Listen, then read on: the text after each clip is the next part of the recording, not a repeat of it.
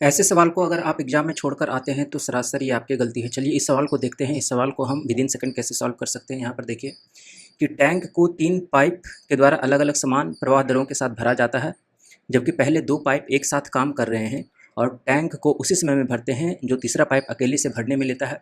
दूसरा पाइप पहले पाइप की तुलना में 5 घंटा तेज़ी से भर सकता है, फिर भी तीसरे पाइप की तुलना में 4 घंटा धीमी गति से भर सकता है। तो पहले पाइप को टैंक को भरने के लिए कितना समय चाहिए।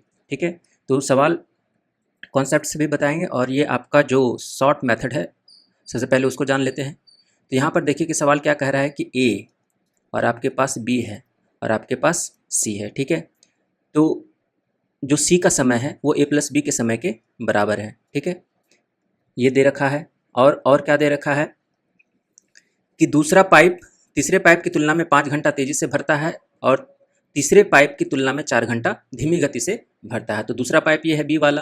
तो अगर ये एक्स है दोस्तों, ठीक है, अगर ये एक्स समय में भर रहा है तो ये 4 घंटा धीमी गति से भरेगा। दैट मीन्स कि ये 4 घंटा ज़्यादा लेगा। ठीक है, और ए की तुलना में ये 5 घंटा तेज़ी से भरता है। इसका मतलब है कि ये एक्स प्लस 9 रहा होगा, तभी तो इसमें 5 घटाएंगे तो एक्स प्लस 4 बनेगा। ठीक है, तो ये आपका इक्वेशन बन गया। अब यहाँ से हम डायरेक्टली x का मान निकाल सकते हैं। कैसे? तो x का मान जो होगा दोस्तों, जो आपका समय जो ज़्यादा ले रहा है, ठीक है, तीसरे पाइप से जो कितना समय ज़्यादा ले रहा है 4 घंटा और ये 9 घंटा।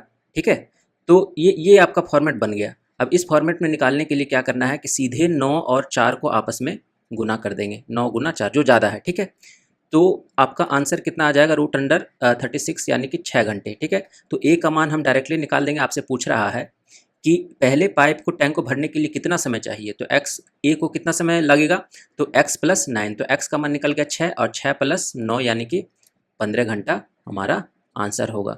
तो जहाँ भी इस टाइप का फॉर्मेट में सवाल आए जहाँ पे ए प्लस बी का इफिशियंसी या जो समय है वो तीसरे पाइप की तुलना में बराबर लग रहा है और इस तरह का फॉर्मेट आ जाए, ठीक है, तो हम डायरेक्टली 9 और 4 एक्स का मान निकालने के लिए हम डायरेक्टली 9 और 4 को गुना कर देंगे, तो जो हमारा आंसर हो जाएगा वो निकल कर आ जाएगा। ठीक है, तो इस फॉर्मेट में लाने का कोशिश करिए और डायरेक्टली आपका आंसर निकल कर आ जाएगा। चलिए इसको हम कॉन्सेप्ट से देखते हैं। तो यहाँ पर तो हमने देख लिया कि जो है समय आपका निकल के आ गया ए का और बी का और सी का।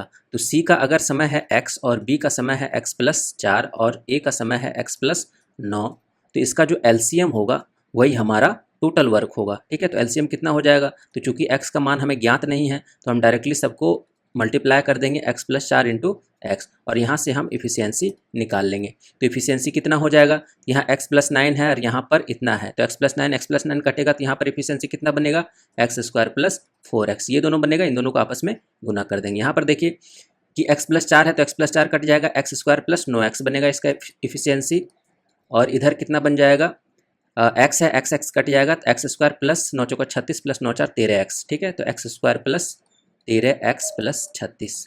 अब कह रहा है सवाल में कि इन दोनों का एफिशिएंसी है ना इसके बराबर है। ठीक है, तो इन दोनों का सम करके इसके बराबर कर देंगे। तो x square plus 4x plus इधर कितना हो जाएगा 2x स्क्वायर प्लस 13x और इधर कितना हो जाएगा x square plus 13x plus 36। ठीक है, ये कट गया। एक्स स्क्वायर बराबर कितना आ जाएगा, 2x स्क्वायर में से एक्स स्क्वायर बराबर आ गया 36, यानी कि x का मान आपको निकल के आ गया 6। ठीक है, रूट अंडर 36 यानी कि 6, एक्स का मान 6 आ गया तो ए कितना देर में भरेगा, तो ए बराबर हो जाएगा 6 प्लस 9 यानी कि 15 घंटे। तो वही चीज़ है कि अगर आपको इस टाइप का फॉर्मेट दे रखा है जहाँ पे किसी दो का एफिशिएंसी तीसरे के बराबर हो, ठीक है, तो इस कंडीशन में आप क्या कर सकते हैं कि डायरेक्टली इस फॉर्मेट में ला के एक्स का मान निकाल सकते हैं। ठीक है, कोई डाउट हो तो कमेंट सेक्शन में जरूर पूछें।